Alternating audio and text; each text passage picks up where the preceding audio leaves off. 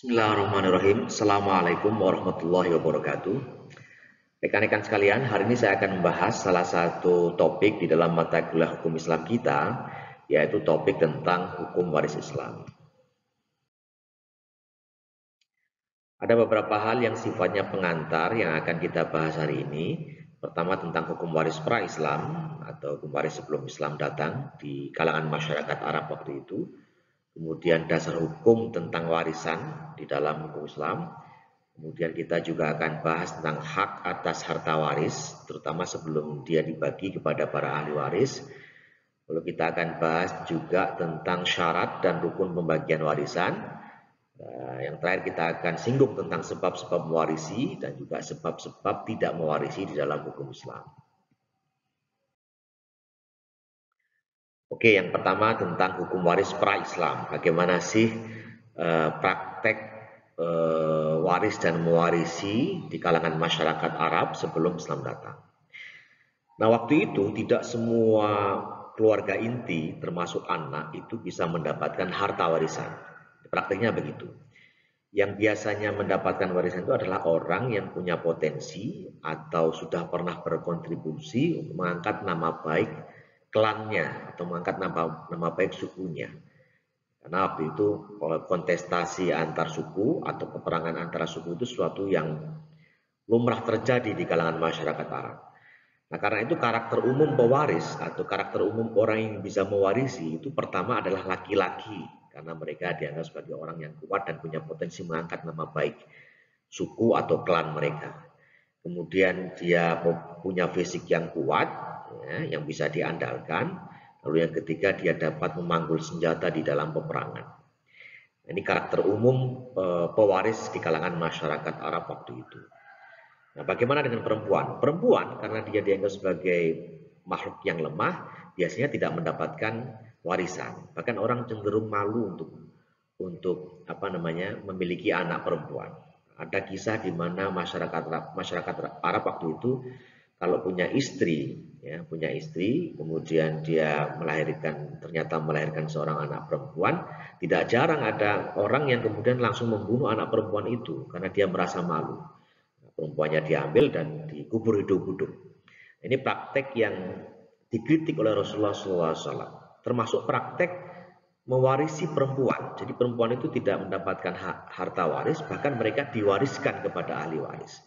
Di dalam tafsir Ibnu Katsir dikisahkan Ibnu Abbas radhiyallahu anhu bercerita bahwa waktu itu di kalangan masyarakat Arab waktu itu, jika ada seorang laki-laki meninggal dunia dan dia meninggalkan janda, ya, seorang janda atau beberapa janda, maka para ahli warisnya itu biasa melemparkan pakaian di depan janda itu sebagai penanda bahwa dia milik saya atau dia bagian saya.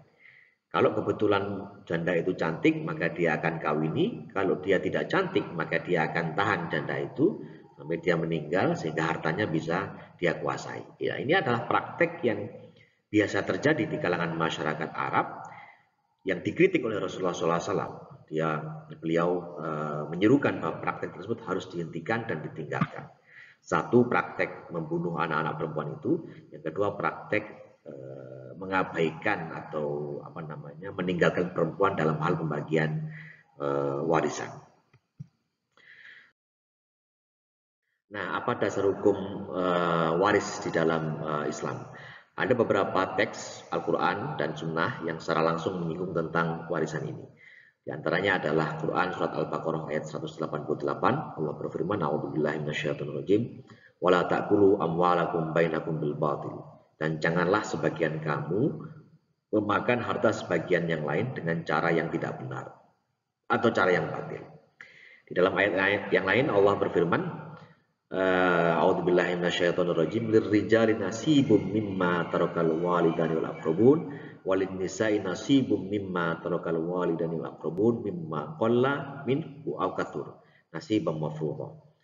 Artinya bagi laki-laki ada hak bagian dari harta peninggalan yang ditinggalkan orang tua dan kerabatnya, dan bagi wanita pun ada bagian dari harta peninggalan yang ditinggalkan oleh orang tua dan kerabatnya, baik sedikit maupun banyak, menurut bagian yang telah ditetapkan. Ya, jadi dari Quran surat An-Nisa ayat 7 ini Rasulullah menetapkan bahwa laki-laki dapat bagian, perempuan pun dapat bagian. Jangan perempuan ditinggalkan atau diabaikan dalam hal pembagian warisan sebagaimana praktek yang biasa terjadi di kalangan masyarakat Arab waktu itu. Baik, jadi sebelum harta warisan itu bisa dibagi, ada beberapa hak atas harta waris yang harus diperhatikan oleh para ahli waris. Pertama adalah hak yang terkait dengan zakat. Maksudnya, jika orang yang meninggal itu ternyata punya hutang zakat atas harta warisan dia, atas harta yang dia tinggalkan itu, maka zakat itu harus dikeluarkan terlebih dahulu sebelum harta waris itu bisa dibagi kepada para ahli waris. Yang kedua, selain zakat, harus juga dikeluarkan biaya pengurusan jenazah. Jadi semua biaya operasional terkait dengan pengurusan jenazah, dari memandikan, mengkafani, memakamkan, ya, semuanya itu sebaiknya diambilkan dari harta warisan yang ditinggalkan oleh si mayit. Kemudian yang ketiga, jika ada hutang-hutang, maksudnya si orang yang meninggal dunia itu tadi memiliki hutang-hutang terhadap orang lain, maka hutang-hutang itu harus dipenuhi dulu, diambilkan dari harta yang dia tinggalkan itu sebelum harta itu bisa dibagikan kepada para ahli waris. Yang keempat, selain hutang-hutang, dikeluarkan dulu juga wasiat terkait dengan harta yang pernah diucapkan atau disampaikan oleh orang yang tadi meninggalkan warisan. Maksimal sepertiga. Jadi misalnya dia pernah mengatakan, tolong berikan tanah saya yang di sana untuk masjid, atau untuk wakaf, atau untuk si A, atau untuk si B. Nah, ini harus ditunaikan dulu sebelum harta warisan itu bisa dibagi. Baru jika ada sisa dari hal-hal yang tadi telah kita bahas itu, maka kemudian harta itu bisa dibagikan kepada para ahli waris. Jadi singkatnya, jika hak-hak atas harta waris itu sudah dipenuhi atau sudah ditunaikan, yaitu hak zakat, hak yang terkait dengan biaya urusan jenazah, kemudian hutang-hutang, dan wasiat. Setelah itu semua ditunaikan, maka wasiat itu bisa dibagikan kepada para ahli waris. Nah, lalu apa rukun dan syarat sah pembagian waris itu? Rukun pembagian waris ada 3. Pertama, adanya pewaris harta, orang yang meninggal dan memiliki harta untuk dibagikan. Yang kedua, adanya ahli waris, yaitu orang yang mewarisi harta tersebut. Yang ketiga adalah adanya harta peninggalan, adanya harta yang akan dibagikan kepada para ahli waris. Ini 3 rukun pembagian waris. Nah, masing-masing ada syarat sahnya. Pertama, pewaris harta atau al-warith. Syaratnya adalah dia harus sudah meninggal. Ya. Makanya tidak ada warisan jika orang belum meninggal. Pembagian waris sebelum meninggal itu tidak ada, harus sudah meninggal. Baik meninggal secara hakiki, meninggal secara hukmi, maupun meninggal secara takdiri. Meninggal secara hakiki itu artinya memang dia terlihat sudah meninggal, sudah tidak bernyawa lagi, bisa diindra, bisa dilihat bahwa orang tersebut sudah tidak ada.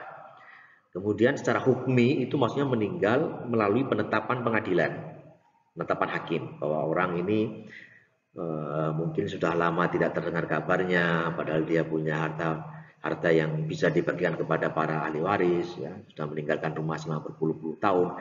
Nah, ini jika hakim di pengadilan menetapkan dia meninggal, namanya meninggal secara hukmi.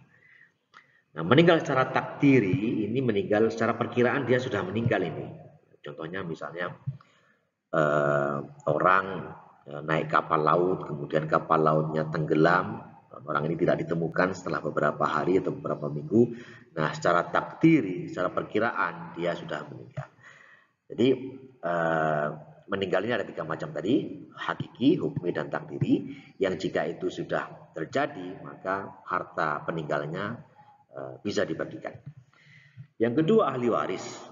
Apa syarat sahnya? Syarat sah ahli waris yang mewarisi harta itu syaratnya adalah dia pada saat meninggalnya pewaris harta harus dalam keadaan hidup. Jadi kalau misalnya si orang yang meninggal ini punya anak 5, yang 1 sudah meninggal sebelum dia meninggal, sebelum si ayah ini meninggal, maka si anak itu tidak mendapatkan harta warisan. Termasuk bayi yang dalam kandungan, jika dia dalam keadaan hidup, ya, sudah punya nyawa, maka dia juga mendapatkan hak atas waris.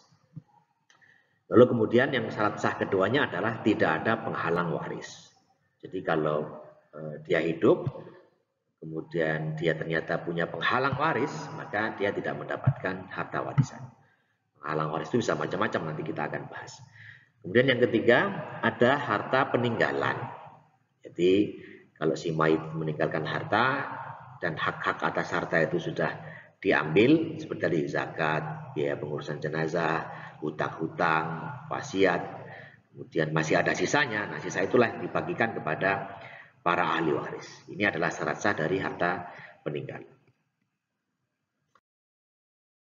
Nah, sekarang apa sebab-sebab mewarisi di dalam hukum Islam?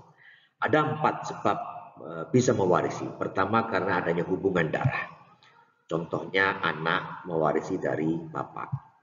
Bapak mewarisi dari anak. Ibu mewarisi dari anak. Nah, ini merupakan sebab mewarisi karena hubungan darah. Lalu juga ada sebab mewarisi karena hubungan perkawinan. Misalnya istri mewarisi dari suami. Suami mewarisi dari istri. Nah, ini adalah sebab mewarisi dari hubungan perkawinan. Lalu ada juga sebab mewarisi karena membebaskan budak. Jadi budak itu jika dia telah dibebaskan, kemudian dia meninggal dan meninggalkan harta warisan, maka orang yang membebaskan budak itu punya hak atas harta warisnya. Kemudian yang keempat, sebab mewarisi karena hubungan Islam. Apa maksudnya? Maksudnya adalah jika ada orang yang meninggal dan dia tidak meninggalkan satu ahli waris pun, maka hartanya bisa diwariskan kepada umat Islam. Umat Islam ya, bukan pada individu-individu. Misalnya pada masjid, pada organisasi-organisasi Islam, ya, pada lembaga-lembaga amil zakat. Nah, ini boleh lembaga-lembaga yang mewakili umat Islam itu bisa mendapatkan harta waris untuk orang-orang yang tidak memiliki ahli waris. Lalu selain sebab-sebab mewarisi, ada pula sebab-sebab tidak mewarisi. Karena sebab-sebab ini orang menjadi tidak bisa menerima warisan. Apa itu? Budak. Budak itu kalau dia punya orang tua, maka dia tidak bisa mewarisi dari orang tuanya itu. Kenapa? Ya karena dia adalah budak. Dia tidak bisa memiliki dirinya sendiri, dia dimiliki oleh orang lain. Sekarang mungkin sudah tidak ada. Yang kedua, pembunuh. Pembunuh itu tidak bisa mewarisi sesuatu pun dari yang dibunuhnya. Misalnya, naudzubillah ada anak membunuh ayahnya, maka anak ini di dalam hukum Islam tidak berhak mendapatkan warisan dari ayah yang dibunuhnya tadi. Kemudian yang keempat, murtad. Murtad, jika ada anak itu murtad keluar dari Islam, maka dia tidak bisa mendapatkan harta warisan. Atau perbedaan agama, non-muslim. Muslim tidak mewarisi dari harta ayahnya yang non-muslim misalnya. Jadi perbedaan agama ini bisa menyebabkan orang tidak mewarisi di dalam hukum Islam. Jadi ini 4 hal. Pertama budak, pembunuh, kemudian murtad, yang ketiga non-muslim. Ini adalah sebab-sebab tidak mewarisi di dalam hukum Islam. Baik, dari penjelasan singkat saya tentang pengantar hukum waris Islam, sekarang giliran Anda untuk menjawab pertanyaan saya. Pertama, tolong jelaskan kepada saya tentang apa sih rukun dan syarat sah dari mewarisi itu. Yang kedua, jelaskan pula apa saja sebab-sebab mewarisi di dalam hukum Islam. Demikian tadi paparan singkat saya tentang pengantar hukum waris Islam. Mudah-mudahan ada manfaatnya. Terima kasih banyak atas segala perhatian. Mohon maaf atas segala kekurangan. Sampai jumpa dalam kuliah-kuliah online selanjutnya. Terima kasih. Billahi taufiq wal hidayah. Wassalamualaikum warahmatullahi wabarakatuh.